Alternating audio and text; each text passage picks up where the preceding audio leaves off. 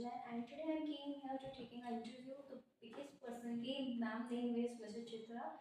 She is a senior coordinator in the GD Goenka School, and also she is special in biology. So let's take an interview to ma'am. So first of all, Hello, hello Somya. ma'am. So ma'am, first of all, thank you so much. You gave your precious time and for taking your interview. I'm very Welcome. The glad. pleasure is all mine. Thank you so much, ma'am. So ma'am, how are you? I am fine. How are you? I'm absolutely fine. Thank you for asking, ma'am. So, ma'am, how was your journey of education and in this school? I have been working as a teacher for the past almost 25, 26 years. And I have, in this school, I joined recently since I was looking for the next step. Since being just a teacher was not fulfilling enough. So I was looking for an additional responsibility which I felt I could take up. Okay, so, ma'am, what's your role in this school? Here I am a PGT biology as well as I am the academic coordinator of classes 6 to 12. Okay, 6 to 12. So, ma'am, I also teach in this school is a biology. So, it is a very critical and difficult subject. It is a very important subject nowadays, yeah, also because you have students aspiring to be doctors. Yes. So, ma'am, which technology and teaching methodology do you use to engage and easy for the subject of the student?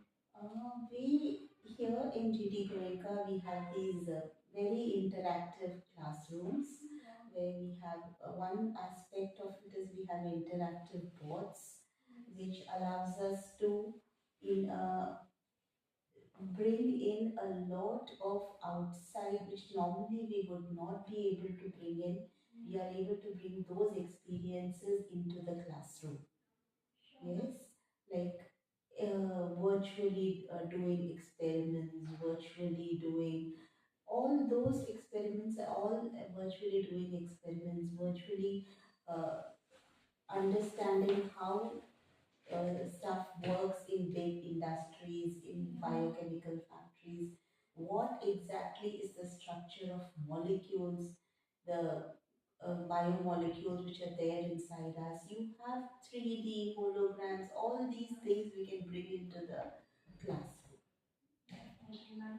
So, ma'am, how do you handle the student in a classroom? There's a different ability of learning of a student. So, how do you Yes, handle the everybody is endowed differently, but again, it is entirely the prerogative of the teacher to identify those who they feel can need some extra assistance in their subject. So identifying that and doing extra work, for example, making some special worksheets for them, taking some extra classes of clear for so that their concepts get clear. So all those things can be included in the classroom itself. All that it requires is a little bit of planning. It's amazing, ma'am.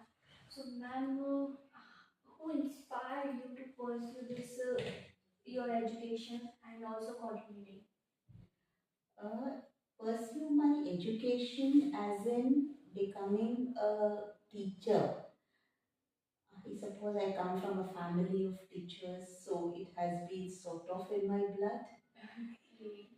It's A a teaching family. sort of a family profession. So I Yeah. have been teaching as my parents, my father, mother, and all. A lot of people in the family have been teachers and are still teachers. Yeah, of course, ma'am. So, So, ma'am, and this is one profession I really enjoy. You enjoy, yes, ma'am. It's very important you enjoy your profession. Exactly. I have tried office jobs, but nothing as fulfilling as teaching is. Yes, ma'am. So, ma'am, how do you manage your teaching and also a senior coordinating responsibility? Since I am taking a very specific, just a few classes, I do have time in my hands to work on my coordinatorship. But I take care to ensure that neither my students suffer nor my the students, as in those who are my biology students, Yeah. they don't suffer, as well as the rest of 6 to 12 who is under me, even they should get an adequate representation of my time so that I can solve their problems. Yes, ma'am. So, ma'am, suppose there is a very student came to you and said our problem. So, how do you resolve that?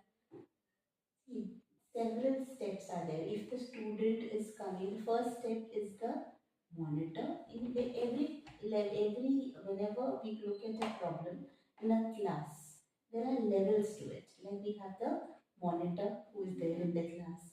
Then we have the teacher, the class teacher. I am the next level. After me comes the principal. So if the child is coming to me, I ensure that the monitor and the teacher are aware of what the problem is, whether they have any inputs. And at my level, I try my best that to find a solution so that involving all those who are part of the problem. And where I feel it is not in my hands, then of course our principal is there who looks into the problem. But we have certain SOPs, certain protocols depending on the nature of the problem. Sure. It's a depend on nature was which type of problems Exactly. Which type, whether it is academic related, whether it is some personal problem, school related, home related. Yeah. So according to that, we follow the protocol. Sure. So, ma'am, like, how do you coordinate between teachers, students, and parents? Because there are sometimes I it's very completely agree. It is a very, very big responsibility because parents nowadays are very involved in what their students are, what their children are learning, and all of them, and our parents are, have a right to have an opinion of the what is being taught in the school, whether the right things are being taught, whether some more steps have to be taken. So I ensure that my teachers are in constant contact with the parents of their class, taking feedback from them as and when required. The parents are invited to school on several occasions, right? And I try my best that the child's feedback also reaches the parents, so that in case we feel that the child needs some extra attention at home also, they can also provide that attention from there. Yes, ma'am. So, ma'am, like, how do you handle for a progress of student extracurricular activities and also study? Extracurricular, see, we have three kinds of activities: academic, co-curricular, which are every academic subject has some activities related to it, and then we have extracurricular like dance, music, which which are also part of our curriculum. Yes, and we ensure that we all students have exposure to all kinds of activities, academic as well as extracurricular. We have several programs where we participate. Students are given the chance.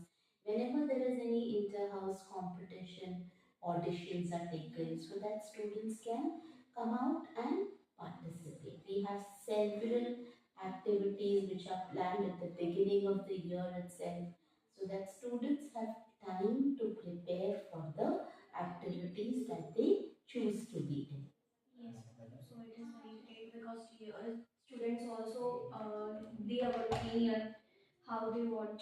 Exactly. So they get adequate representation. They have a chance to participate wherever they are if they are interested. So, ma'am, like, how do you make more activities for a student? Like, some students have different. Lot of students are Every studying child different. has their own talent. Yeah. Every child has his or her own talent. Yes. So it may be one, it may be many. Yes. Right? So first of all, we have various sports. Children are exposed to a variety of sports. We have a shooting range, we have uh, fencing room, we have a archery setup. We have so many activities. We have football, we have basketball, we have lawn tennis, Yeah. cricket. We have so many activities. So the first thing is exposure. When the student is exposed to 10 different activities, he or she is able to identify which one of them is on her talent. Yes, ma'am, it is very great. So, ma'am, it's how do you, what advice would you like to give to upcoming student teachers? They want to become a coordinator and also continue our specialization. Coordinatorship, there is nothing which can, there's only one thing which can prepare you, which is experience. So be observant, look around you, see, and your mindset should always be not just identifying the problem. Your mindset should be what will be the solution to it. Yeah, So when you start thinking like that, that is when you have the mindset to take up a managerial position somewhere where you can improve the life for not just yourself but others around you. great, very great. So, ma'am, today's interview last question is for like which quality have a good coordinator? It is very important. Like you are I a don't know if senior I'm a good coordinator, but I feel I am a reasonable coordinator. I listen to, basically, I try my best that I listen to problems. Yeah. Yes. So that, and where I feel I can make some change or I can make it towards the better. Yes, that is where I interfere and put in my inputs there. Okay. So thank you so much, ma'am, and I'm very happy and thankful to you. You gave your time. Thank you so much, Thank Somya. you so much. Thank you for interviewing I'm very me. happy after taking your interview. Thank you so